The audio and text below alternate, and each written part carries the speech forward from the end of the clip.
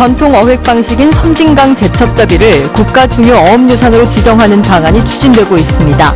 섬진강을 끼고 있는 전남 광양시와 경남 하동군이 유산 지정을 위해 함께 나섰습니다. 농촌 경제를 살리기 위해 마을별로 테마마을 사업이 추진되고 있습니다.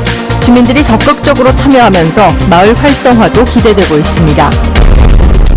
최종구 금융위원회 위원장이 취임 1년을 맞아 지역 조선업계를 찾았습니다. 최 위원장은 고용위기 업종 지원에 시중은행들이 적극 나서줄 것을 당부했습니다. 소비자가 신뢰하는 해양관광도시로 여수시가 4년 연속 선정됐습니다. 한국브랜드 경영협회가 주관한 이번 선정으로 여수시는 전국적인 해양관광도시로 발돋움하게 됐습니다. 시청자 여러분 안녕하십니까? 여수 MBC 뉴스데스크입니다. 광양시와 하동군이 전통 어획 방식인 섬진강 제첩잡이를 국가 중요 어업유산으로 지정해달라고 정부에 신청했습니다. 지정이 되면 전통어업 보존과 관광 자원화에 큰 도움이 될 것으로 보입니다. 박민주 기자입니다. 한여름 강변을 따라 제첩잡이가 한창입니다. 어민들은 거랭이라고 불리는 갈퀴 모양의 어구를 물속에서 끌고 다니며 제첩을 캐냅니다. 물이 깊은 곳에서는 어선을 이용하지만 전통어법은 크게 변하지 않았습니다.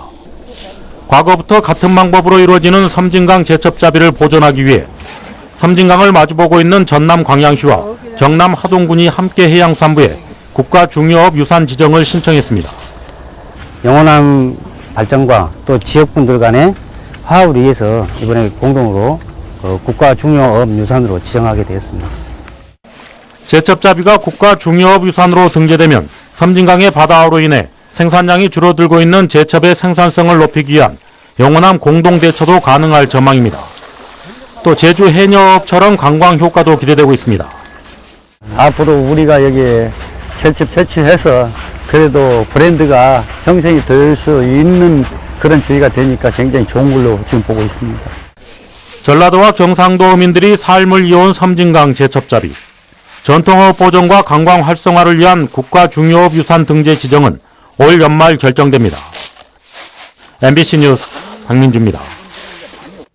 섬진강 제첩 생산량이 감소함에 따라 종폐 자원화 시책이 추진되고 있습니다. 광양시는 섬진강 바다화로 제첩 생산량이 감소함에 따라 지난 2008년부터 한 해 6, 7톤의 섬진강 제첩을 이식 살포해 생산량을 늘리는 작업을 진행하고 있습니다. 광양시는 올해도 8.5톤을 살포할 예정인 가운데 중상류 지역으로 어장이 넓어지는 효과가 발생해 지속적인 자원화에 나설 계획입니다. 오늘 광양읍의 낮 최고 기온이 37도 가까이 오르는 등 불볕더위가 절정에 달하고 있습니다.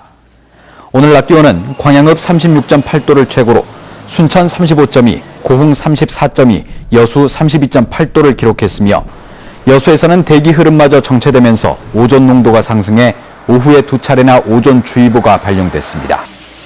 내일도 전남 동부 지역은 낮 기온이 최대 36도 이상을 기록하는 등 무더운 날씨가 이어질 것으로 전망됩니다.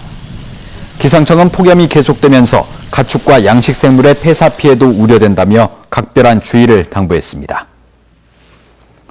계속되는 폭염으로 고수온 피해가 우려되면서 지자체가 예방 대책을 추진합니다. 여수시는 사업비 4억 원을 들여 고수온 피해가 우려되는 양식어가에 그늘막과 액화산소를 지원하고 특히 수심이 얕은 양식장에는 사전 출하와 재보험 가입 등을 독려하고 있습니다. 현재 여수해역에서는 고수온에 취약한 우럭 5,200만 마리를 양식하고 있으며 수심이 얕은 신월, 우두, 군내 지역의 우럭 양식 규모는 전체의 12%를 차지하고 있습니다. 농촌 경제를 살리기 위해 이른바 테마마을 사업이 마을별로 추진되고 있습니다. 특히 주민들이 사업에 적극적으로 동참하는 곳이 늘면서 지역 경제에 긍정적인 역할이 기대됩니다. 김종수 기자가 취재했습니다. 학생들의 체험활동을 준비하기 위해 오전부터 마을 주민들의 손놀림이 바쁩니다. 이 마을 특산품인 두부로 다양한 과자 만들기가 가장 큰 인기 체험활동입니다. 이곳에서 10년 넘게 운영해온 테마마을 사업은 전국 각지에서 방문이 이어질 만큼 입소문을 탔습니다.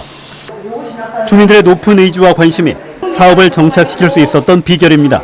쉽지 않은 도전이었는데요.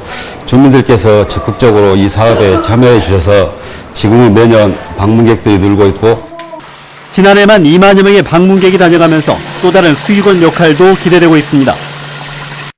40여 가구가 거주하며 오롯이 농업에만 종사해왔던 순천의 한 마을. 특히 주민들이 직접 공동체를 꾸려 마을 활성화에 나선 것도 있어 관심을 모으고 있습니다.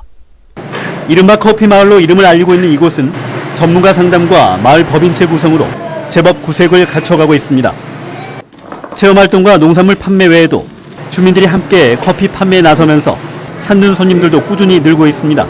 독특하게 마을 법인을 꾸려서 커피숍을 운영합니다. 다양한 활동을 하고 있는데요. 주민들의 참여 의지가 큰 힘이 됩니다. 홍보 부족과 무관심 등 악조건을 딛고 주민들의 참여 의지로 꿋꿋하게 성장하고 있는 농촌 테마마을. 침체되어 있는 농촌마을의 또 다른 활력소가 되면서 지역 경제 발전의 한 축으로 자리를 잡아가고 있습니다. MBC 뉴스 김종수입니다. 광양시가 첨단 스마트 도시를 만들기 위한 계획 수립에 본격적으로 나섰습니다.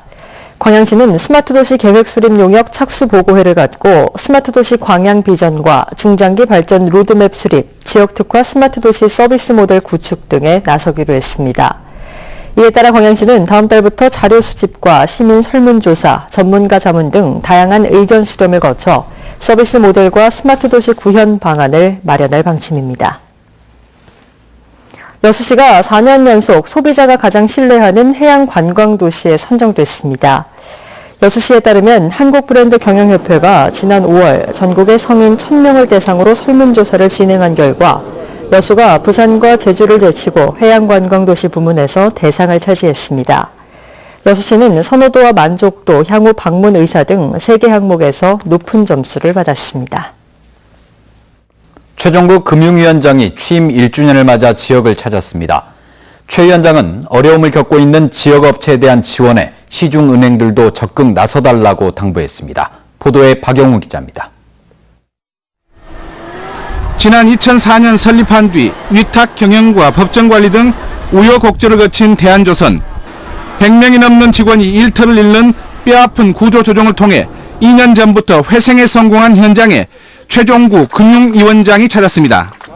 지난 6월 부산에 이어 주력 업종인 조선업이 휘청이면서 산업과 고용위기 지역으로 지정된 현장을 한 달 만에 방문했습니다.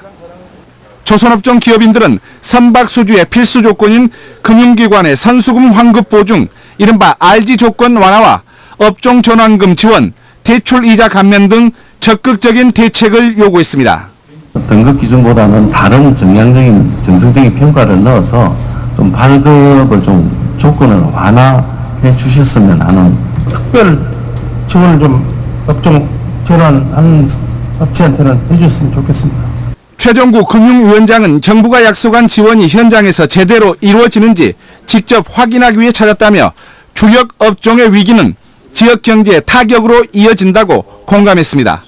최 위원장은 지역, 나아가 국가 경제를 위해 정책 금융기관뿐만 아니라 시중은행들도 산업과 고용위기 지역 업체들의 지원 방안 마련에 적극 나서달라고 당부했습니다.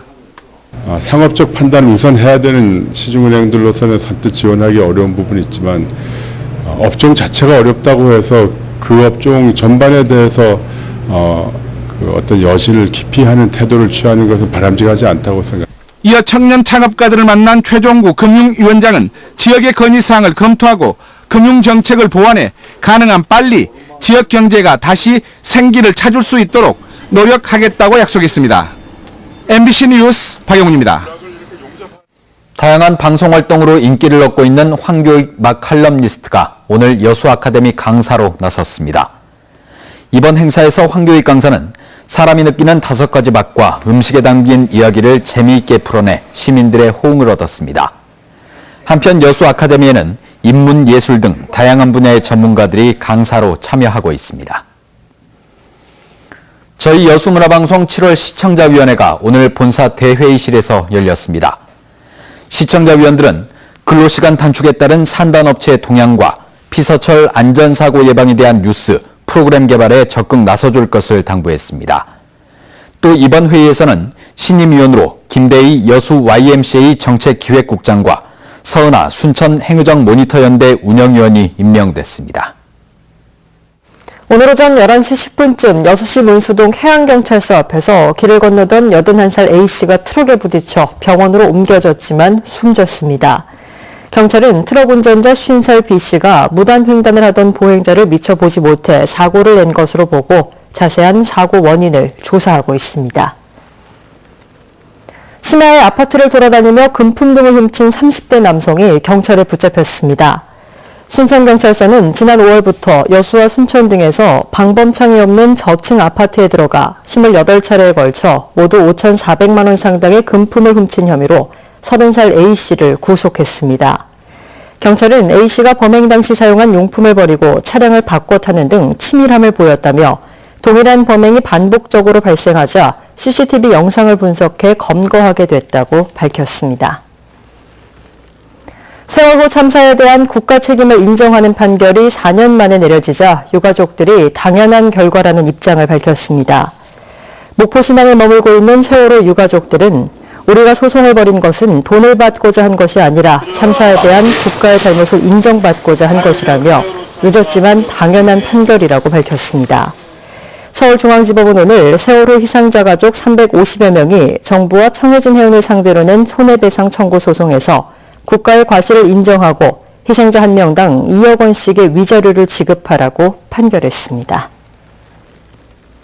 차량으로 지인을 숨지게 한 60대 남성에게 법원이 중형을 선고했습니다. 광주지법 순천지원은 지난해 12월 여수의 한 주차장에서 다투던 지인이 넘어지자 차량으로 지나가 숨지게 하고 달아난 혐의 등으로 재판에 넘겨진 64살 A씨에게 징역 10년을 선고했습니다.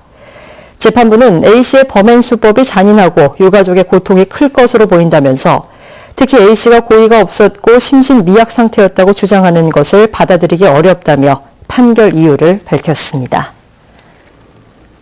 지난 5월 광주 전남 지역 금융기관의 수시는 전월보다 증가폭이 축소됐지만 여신은 확대된 것으로 나타났습니다.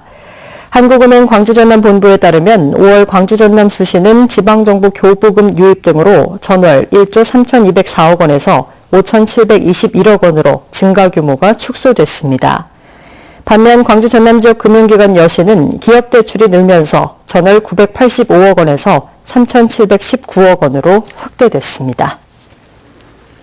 무더위 속 시민들의 여가 활동을 위해 이색 야간 행사가 열립니다.